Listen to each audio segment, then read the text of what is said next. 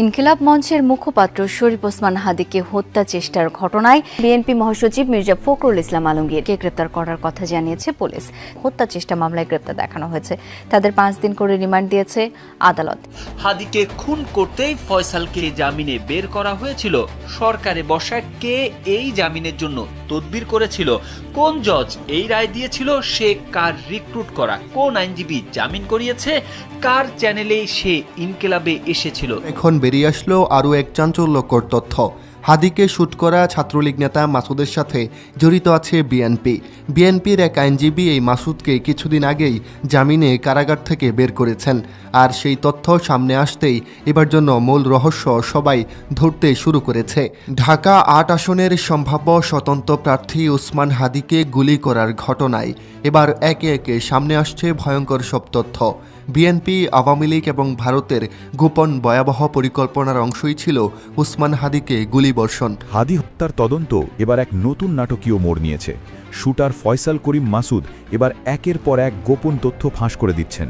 নিজের ফাঁসির দড়ি আলগা করতে তিনি এবার সামনে আনলেন পর্দার আড়ালের 2 ভয়ঙ্কর খলনায়কের নাম।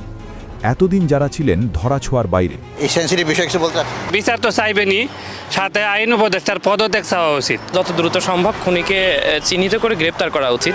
এর পিছনে যে রাঘব বোয়ালগুলো আছে, এত কি সহজ হবে এদেরকে ধরা? এটা বিরাট একটা প্রশ্ন আমার মনের মধ্যে। অন্তর্বর্তীকালীন সরকার আছে, তাদের প্রতি আহ্বান জানাচ্ছি যে কার্যকর যাতে দ্রুত হয়।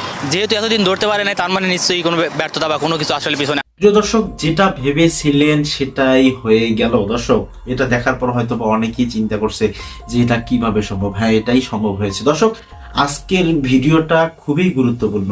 এরকম ভিডিও মিস না করে পুরো ভিডিওটি ধৈর্য সহকারে আপনাদেরকে দেখতে হবে।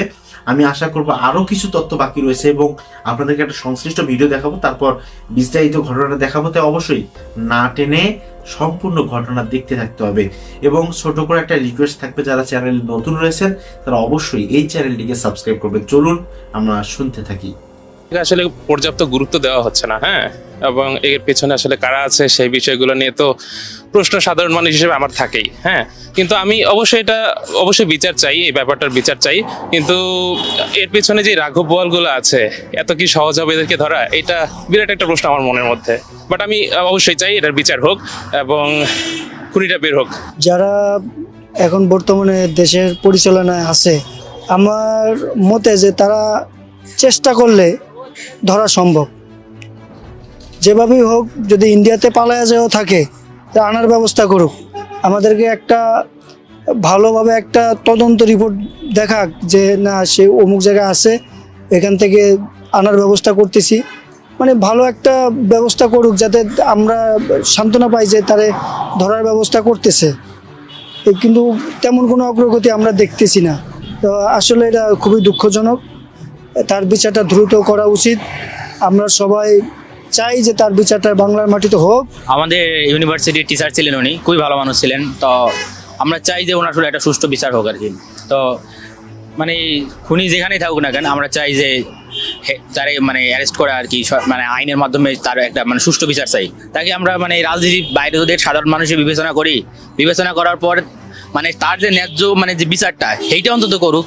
ওসমান হাদি হত্যা ভাইয়ের অবশ্যই বিচার চাচ্ছি এবং সেটা যেন অতি দ্রুত কার্যকর হয়, সেজন্য আমাদের যিনি অন্তর্বর্তীকালীন সরকার আছে তাদের প্রতি আহ্বান জানাচ্ছি যে কার্যকর যাতে দ্রুত হয়।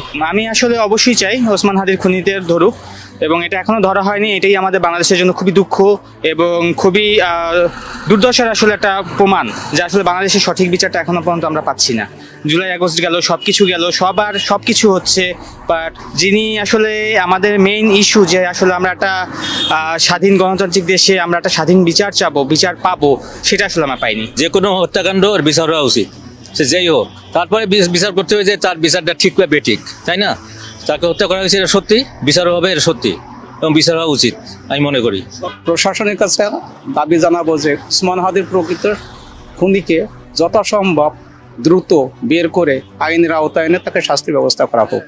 বিচার না হলে পরে আবার কোন এক ওসমান হাদি আবার জন্মাবে, ওনাকেও মেরে ফেলবে।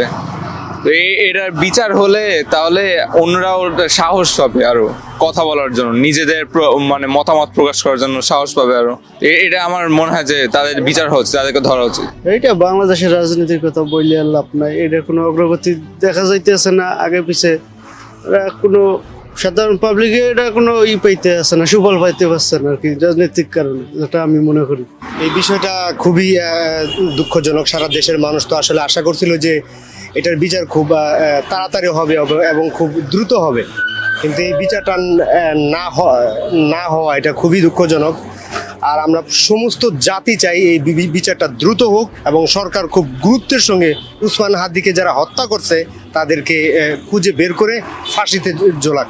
এটা এই দেশের মানুষের দাবি। আসলে বিষয়টা এটা বর্তমান বাংলাদেশ সরকারের একটা গাফিলতি হতে পারে, হয়তো বা সাধারণ মানুষজনের বিচার করবো এভাবে ভেগে ভাবমূর্তিটা অন্যদিকে নিয়ে যেতে পারে আর কি। তারপরে আসলেও খুব দ্রুত অ্যাজ সুন অ্যাজ পসিবল, যত দ্রুত সম্ভব খুনিকে চিহ্নিত করে গ্রেপ্তার করা উচিত। প্রাথমিকভাবে একটা খুনিকে চিহ্নিত করা হয়েছে, তিনি বিভিন্ন জায়গা থেকে বিভিন্ন লাইভে এসে বিভিন্ন ধরনের কথা বলতেছে। তবে এই বিষয়টা সরকারকে খুব as soon as possible এটার দিকে ফোকাস দিয়ে তাকে গ্রেপ্তার করা উচিত, সে যদি প্রকৃতপক্ষে খুনি হয়। আর যদি এইভাবে আগেও তো বিভিন্ন বাংলাদেশে অপকর্ম হয়েছে, সেইগুলো এইভাবে লেন্ডি প্রসেসের মাধ্যমে ভাবমূর্তিটা আমাদেরকে নষ্ট করে অন্যদিকে প্রভাবিত করে দেওয়া হয়েছে আমাদেরকে। বিচার তো চাইবেনি, সাথে আইন উপদেষ্টার পদত্যাগ চাওয়া উচিত, কেননা এই আইন উপদেষ্টা যতদিন থাকবে কোনো বিচার হবে না আমার মনে হচ্ছে। কোনো শেখ হাসিনা মানে এইসব আইন উপদেষ্টারা সবাই চাইতেছে যে পাবলিক বলুক যে শেখ হাসিনাই ভালো ছিল, এটাই বলার চেষ্টা করতেছে বাঙালিরা, এটাই আমার কথা। এই আর কি, এখন বিচারের সাথে সাথে এই উপদেষ্টার পদত্যাগ চাইতে হবে। আসলে ওসমান হাদি ভাইয়ের বিচারের জন্য আমরা সবাই দাবি করতেছি। এখন পর্যন্ত আমরা এই বিষয়ে কোনো আপডেট পাইনি, কিন্তু এই বিষয়টা তুলে ধরার জন্য পুরো বাংলাদেশে আমরা একটা আন্দোলনের করতে চাচ্ছি, যে এটা আহ্বান করছি যে আমাদের ভাইরা যারা আছে তারা যেন একটা পুরো বাংলাদেশে একটা আন্দোলন করে। অবশ্যই এখানে তো আমি মনে করি যে যেহেতু ওনারা দায়িত্বপ্রাপ্ত, তাই না, এই বিষয় নিয়ে অবশ্যই ওনাদেরকে এখানে তদারকির ব্যাপার আছে এবং শক্ত হাতে যে এই কাজটা করা। আমরা জানি যে বাংলাদেশের প্রেক্ষাপটে বিভিন্ন ধরনের প্রতিবন্ধকতা থাকে, কিন্তু এর পরেও তো জাস্টিস বলে তো একটা ব্যাপার থাকে, এখানে আরো শক্ত হওয়া উচিত এবং অন্যান্য রাজনৈতিক যে দলগুলো আছে তাদেরও এখানে সহযোগিতা কামনা করা উচিত আমাদের। এইটা আমি কাউরে নির্দিষ্টভাবে দোষ দিতে পারবো না, যেহেতু এতদিন ধরতে পারে নাই তার মানে নিশ্চয়ই কোনো ব্যর্থতা বা কোনো কিছু আসলে পিছনে আছে, এইটা তো খুঁজে বের করা মানে প্রশাসনের কাজ। আমার তো আসলে আমি সাধারণ জনতা হিসেবে কি বলতে পারি, সর্বোচ্চ আপনি যতটুকু প্রশ্ন করবেন এর বাইরে তো আমার কিছু বলার নাই। সরকার নেওয়া উচিত, কিন্তু কেন হচ্ছে না এটা আমি সবাই জানে, আপনার চিন্তাও আছে আমার চিন্তাও আছে যে ঘটনাটা কি হতে পারে, এটা তো সত্য, আপনি নিজেও বুঝেন, এটা সত্যি কথা, তাই না? সরকারের অবশ্যই উচিত যাতে এরকম বলিষ্ঠ নেতা বা এরকম যে মানুষ দেশের জন্য কাজ করে তাকে অকালে যাতে ঝরে না যেতে হয়, এই জন্য দৃঢ়ভাবে প্রতিজ্ঞাবদ্ধভাবে এমন কিছু করা উচিত যাতে দেশের কর্ণধার যারা দেশকে এগিয়ে নিয়ে যাবে সাহসী বুকচিত্রে তাদের জন্য কিছু করা। সরকার মোটামুটি দেখতে আছে, তারপরও একটু বিবেচনা নেওয়া উচিত আমার এসব, না হয় ভবিষ্যৎ প্রজন্মে আর আগাবে না এরকম কোনো একটা সুফল বিচার না পাইলে, যেটা আমার ধারণা। এখানে আমাদের ইন্টারিম গভর্নমেন্টের আরেকটু দায়িত্বশীল হওয়া উচিত ছিল, যার কারণে আমি আশা করব যে আমাদের এই 24-এর যে উনি তো মূল ফোকাসের একজন নেতাই হয়ে উঠছিলেন এবং আমাদের জেনজির একজন নেতাই বলা যায়। তো আশা করব যে ইন্টারিম গভর্নমেন্ট তাড়াতাড়ি এটার ব্যবস্থা নেবে এবং অপরাধীকে সর্বোচ্চ সাজা দিবে, এটা আশা করব। সরকার আসলে বাধাকে ভয় পায় কিনা এটা উপর লেভেলে ভালো জানে, ঠিক আছে, কিন্তু বিচার হওয়া উচিত, আমার মতে দ্রুত বিচার হওয়া উচিত। ওসমান হাদির হত্যাকাণ্ড নিয়ে ইনকিলাব মঞ্চের ঢাকা বিশ্ববিদ্যালয় শাখার মুখপাত্র ফাতিমা তাসনিম জুমা রহস্যময় তথ্য জানিয়েছেন। হাদিকে খুন করতেই ফয়সালকে জামিনে বের করা হয়েছে বলে দাবি করেছেন জুমা। শনিবার সামাজিক যোগাযোগ মাধ্যম ফেসবুকে দেওয়া স্ট্যাটাসে তিনি এ তথ্য জানিয়েছেন। স্ট্যাটাসে ফাতিমা তাসনিম জুমা লিখেছেন, এই খুনের জন্যই ফয়সালকে জামিনে বের করা হয়েছিল। সরকারে বসা কে এই জামিনের জন্য তদবির করেছিল, কোন জজ এই রায় দিয়েছিল সে কার রিক্রুট করা, কোন আইনজীবী জামিন করিয়েছে, কার চ্যানেলে সে ইনকিলাবে এসেছিল। তিনি আরো লিখেছেন, কবির নামে যাকে গ্রেপ্তার করা হলো তিনি সেন্টারে যেদিন প্রথম অ্যাটেম্প্ট নেয় সেদিন ফয়সালের সঙ্গে ছিল। ফয়সাল ছাড়া তার কাছেও লিড থাকার হাই চান্স আছে। তবুও কেন মামলার অগ্রগতি নেই? নতুন কোনো তথ্য পাওয়া যাচ্ছে না বলা হচ্ছে। এই প্রশ্নগুলোর উত্তর অনুসন্ধানী সাংবাদিকরা জাতির সামনে উন্মুক্ত করলে অনেক জট খুলে যায়। এদিকে হাদিকে খুন করতেই ফয়সালকে জামিনে বের করা হয়েছে বলে দাবি করছেন ইনকিলাব মঞ্চের ঢাকা বিশ্ববিদ্যালয় শাখার মুখপাত্র ফাতেমা তাসনিম ঝুমা। শনিবার সামাজিক যোগাযোগ মাধ্যম ফেসবুকে এক পোস্টে তিনি এ তথ্য জানিয়েছেন। ওই পোস্টে ফাতেমা তাসনিম ঝুমা লিখেছেন, এই খুনের জন্যই ফয়সালকে জামিনে বের করা হয়েছিল। সরকারে বসা কে এই জামিনের জন্য তদবির করেছিল, কোন জজ এই রায় দিয়েছিল, সে কার রিক্রুট করা, কোন আইনজীবী জামিন করেছে, কার চ্যানেলে সে ইনকিলাবে এসেছিল।